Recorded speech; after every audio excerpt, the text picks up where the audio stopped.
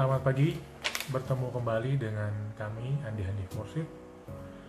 Dalam kesempatan yang berbahagia ini kami ingin berbagi sebuah pemikiran terkait dengan landscape industri pariwisata kita di tahun 2021. Ada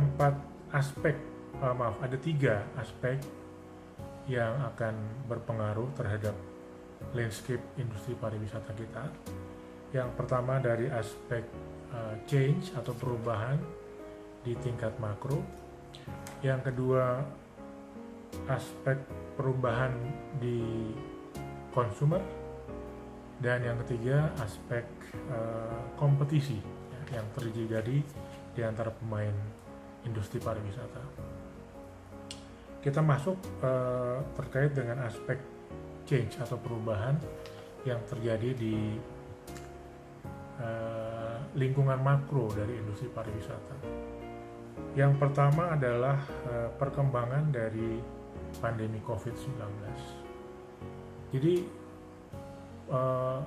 industri pariwisata di 2021 itu sangat bergantung nasibnya kepada seberapa baik kita semua, ya,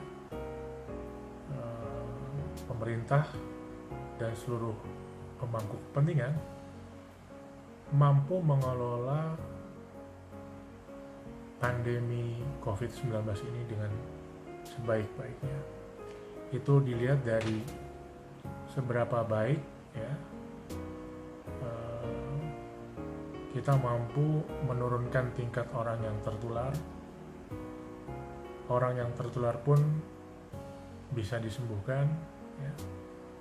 Seberapa baik kita bisa membuat daerah itu menjadi daerah yang hijau, ya. Kalau yang sebelumnya merah, oranye, kuning bisa berubah menjadi hijau, ya. Dan seberapa baik nanti distribusi vaksin itu bisa berjalan, itu akan sangat menentukan jatuh bangunnya industri pariwisata di 2021. Karena kalau masih ada pandemi, orang nggak akan berani untuk wisata, mobilitas akan sangat terbatas, ya, orang nggak akan berani kumpul-kumpul, ya. Sedangkan pariwisata itu kan sangat bergantung kepada mobilitas, kepada kerumunan, ya, kepada aspek-aspek yang nggak memungkinkan untuk berjalan di masa pandemi ini. Yang kedua adalah global domestic recession. Kita tahu bahwa di berbagai negara, termasuk Indonesia, sudah masuk kepada fase resesi, ya. Indonesia itu resesi karena triwulan 2 dan 3-nya udah negatif, ya. Dan diperkirakan triwulan 4 pun ini masih negatif. Dampak dari resesi itu adalah daya beli berkurang, ya. Sehingga membuat calon-calon wisatawan itu akan kesulitan untuk memikirkan aspek pariwisata karena kemampuan daya belinya nggak ada, ya, sangat berkurang. Kemudian yang ketiga adalah vaksin production and distribution.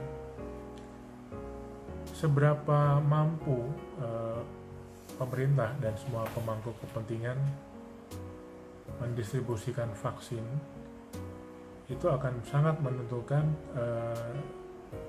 level dari confidence orang untuk berwisata.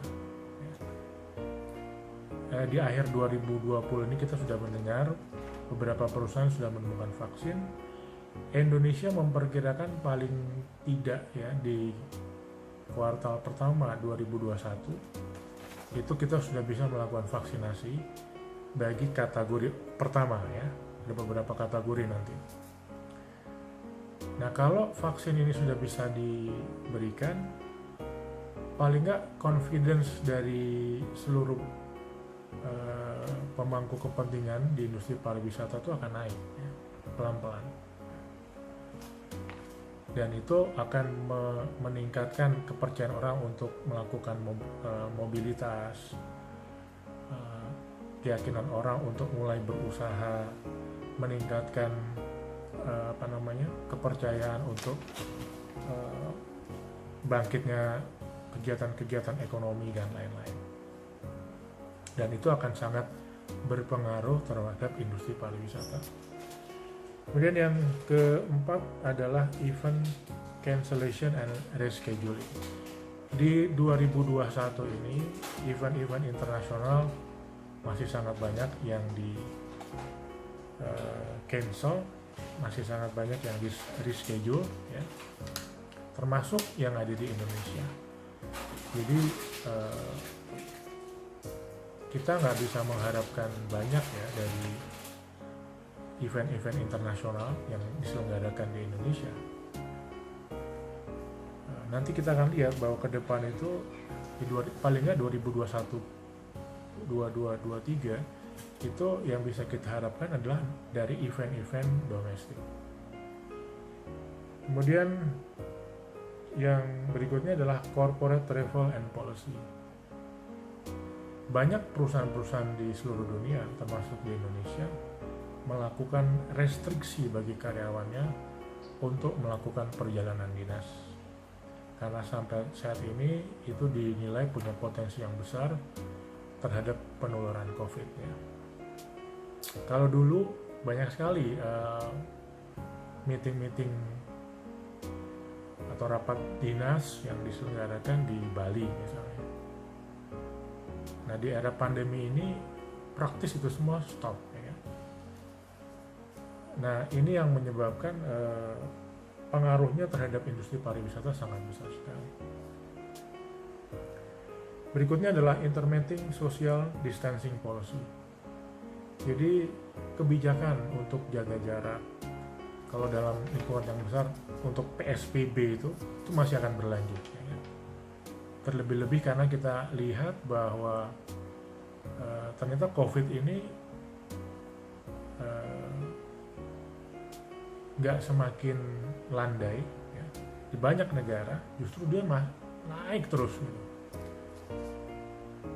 Ada beberapa negara yang sudah mampu mengendalikannya dengan baik, tapi masih lebih banyak yang nggak mampu, ya.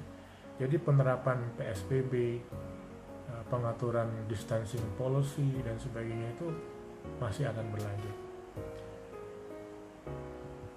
ya. Penerapan protokol kesehatan yang ketat, ya, 3M, jaga jarak, mencuci tangan, masker, itu masih akan berlanjut, ya.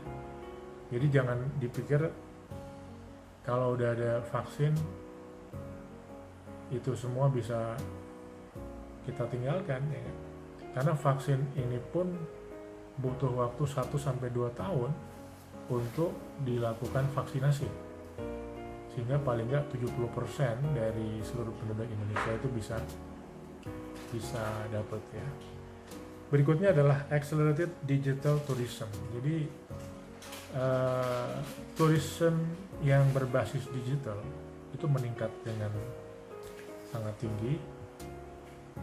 Jadi orang bisa melakukan look, book, pay, ya, mencari informasi, menentukan pilihan dan membayar itu secara digital. Dan ini faktor yang sangat positif untuk mendorong bangkitnya industri pariwisata.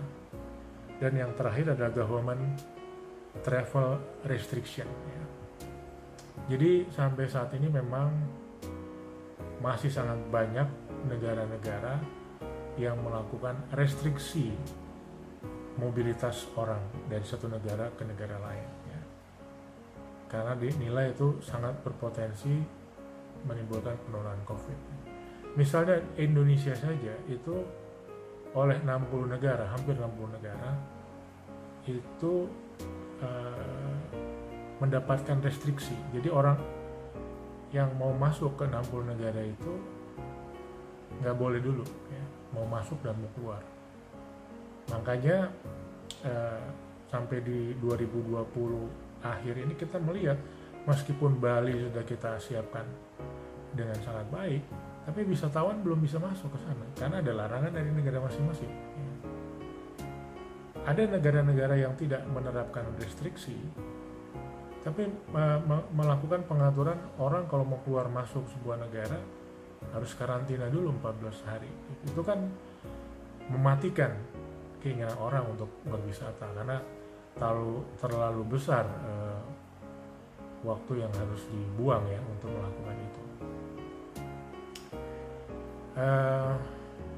Ya meskipun kita melihat pelan-pelan dari 60 negara itu berkurang, ada sekitar 20-an yang pelan-pelan mengendurkan restriksinya, tapi ini masih memberikan dampak yang besar terhadap